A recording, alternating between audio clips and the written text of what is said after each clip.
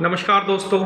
Heart attack और cardiac arrest नाम सुन के ही काफ़ी डर लगता है, क्योंकि यंगस्टर में ये सबसे ज़्यादा हो रहा है जिनकी एज है 30 से लेके 50 के बीच में, और ज़्यादातर जो अराउंड एज है 35 ईयर्स के 30 से 35 के बीच में सबसे ज़्यादा लोगों में ये पाया जा रहा है। हार्ट अटैक पहले सुनने में आता था, हम देखते थे कि 50 या 60 साल की उम्र के बाद आता है, महिलाओं में नहीं आता है। ये कुछ ऐसे इंसिडेंट्स थे, लेकिन पिछले 5 साल के आंकड़ों ने सारे डिस्टर्बेंस पूरा स्टैटिस्टिक्स को हिला के रख दिया है, क्योंकि ये अभी मेल में भी आ रहा है, फीमेल में भी आ रहा है, और एज ग्रुप जो 50 और 60 का एक सेट मार्क बेंच मार्क था उससे पहले ही ये आ रहा है। कोई एज ग्रुप इससे स्पेयर नहीं है। और इससे भी ज़्यादा खतरनाक बात ये है कि ये ज़्यादा जो हेल्दी इंडिविजुअल्स हम बात करें, जो स्मोकिंग नहीं करते, ड्रिंक नहीं करते, जो बिल्कुल हेल्दी लाइफस्टाइल फॉलो करते हैं, डाइट फॉलो करते हैं, रेगुलरली एक्सरसाइज करते हैं, जो एब्सोल्युटली फिट हैं, उन लोगों के अंदर ज़्यादा आ रहा है। तो ऐसा क्यों हो रहा है, इंसिडेंट्स क्या हैं? तो सारे युवा और सारे जो कार्डियोलॉजिस्ट हैं, सारे जो फिजिशियंस हैं, इन बातों को लेके काफ़ी चिंतित हैं। तो अगर हम बात करें स्टैटिस्टिक्स सर्वे की, तो ये क्या इंडिया में ही पहले आ रहे हैं या कहीं पहले भी आ चुके हैं, या दूसरे देशों में भी ऐसा कुछ हो रहा है क्या?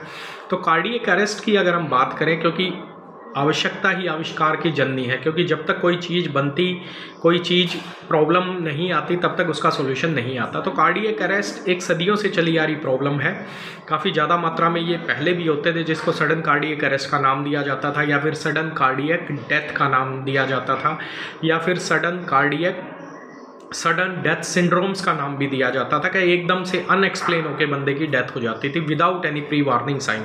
कोई चेस्ट पेन नहीं, कोई घबराहट नहीं, कोई छाती में दर्द नहीं, कोई पसीना नहीं, कोई सिर में दर्द नहीं, अनएक्सप्लेन, बैठे बैठे या चलते हुए या डांस करते हुए या वॉकिंग करते हुए या फिर कोई स्पीच देते हुए ऐसे इंसिडेंट्स होते थे।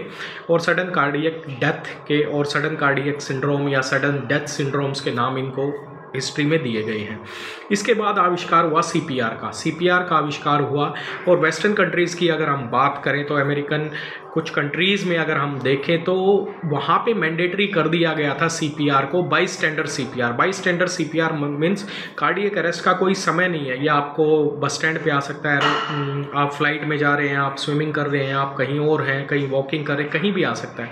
तो डॉक्टर हर जगह पे नहीं पहुँच सकते, तो वहाँ पे पहुँचेंगे आपके बाईस्टैंडर। तो वहाँ पे क्या किया इन्होंने 2010 के अंदर और 2003 के बाद मैंडेटरी कर दिया कि लोग इसको सीखें, बाईस्टैंडर सीपीआर को सीखें, ज़्यादा लोगों को इसके बारे में पता लगे, और ताकि जान को बचाया जा सके, लोगों को बचाया जा सके सीपीआर देके, सीपीआर की टेक्निक को। लेकिन हमारी गवर्नमेंट ने अभी इसको मैंडेटरी किया है। तो ऑलमोस्ट जो गैप है वो आप देखोगे, कोई ये नई चीज़ नहीं है, ये चीज़ें पहले भी हो रही थी।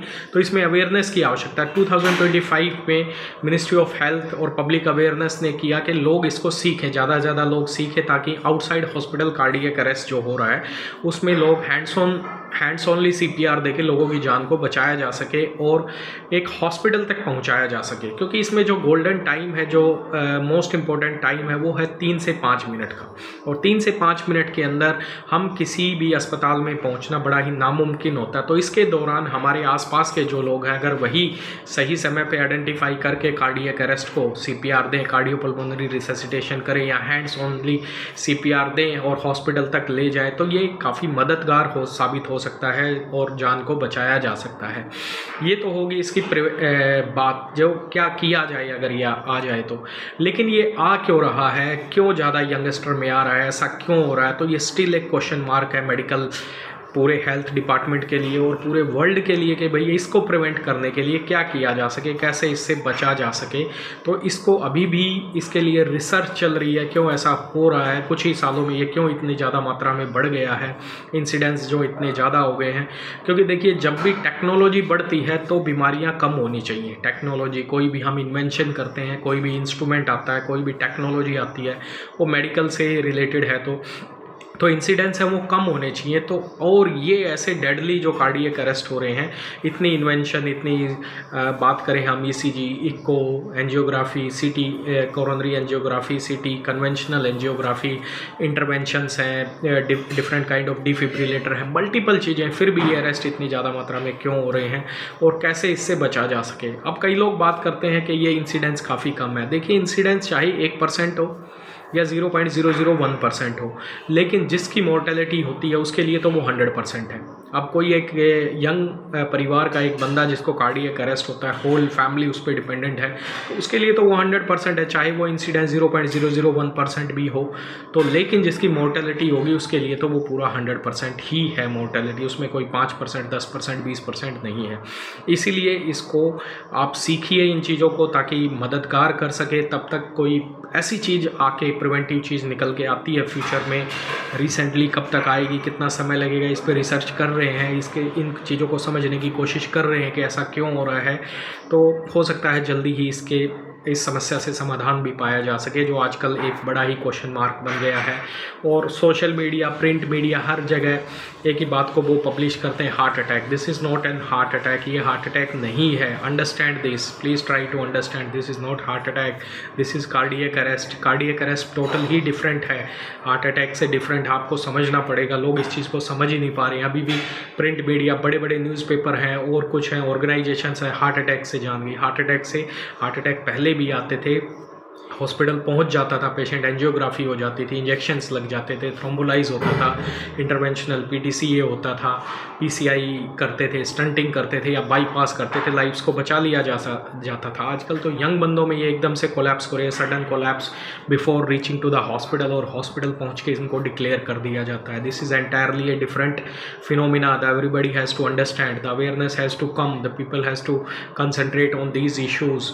उनको इन चीज़ों पर ध्यान देना पड़ेगा, हैंड्स ओनली सीपीआर को सीखना पड़ेगा, ताकि ज़्यादा से ज़्यादा लाइफ्स को हम बचा सकें।